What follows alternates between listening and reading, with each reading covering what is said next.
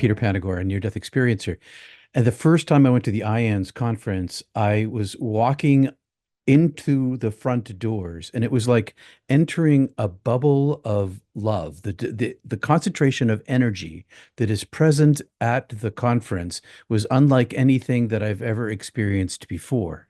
And everyone that I met had this shiny energy that was perceivable and magnified by the collective, so that it was as if I knew everybody already. It was like coming home. And in that place, a thing happens on stage. A person who gets on stage to tell their story, all of that energy in the room channels into them, and they channel back and forth, and it gets uh, expansive for every person who's present.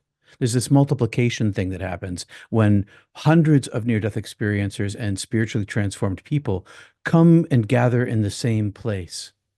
It's a multiplication.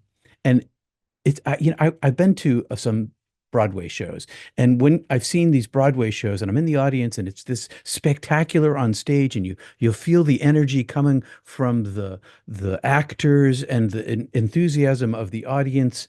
But when I watch it on a small screen, it's not quite the same. Being there makes a huge difference in the energy one feels. Now, there's an exception to this. And the exception is that the microphone and the lens allows the collected energy to channel through and touch hearts.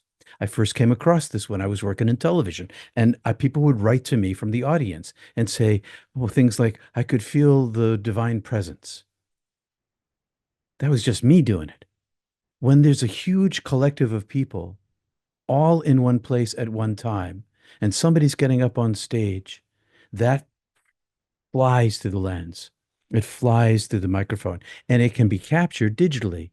I don't know how that works, but it comes right through the lens and right through the microphone, and it gets captured digitally. I don't know how that works, but it somehow gets captured in the digital aspect of it. I've given lots of talks, and I'm able to access this interior remembrance of my presence with the divine.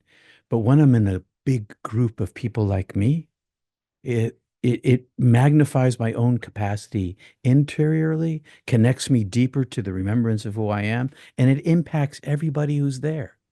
So if you haven't thought about going to the IANS conference this year, there's still time to sign up.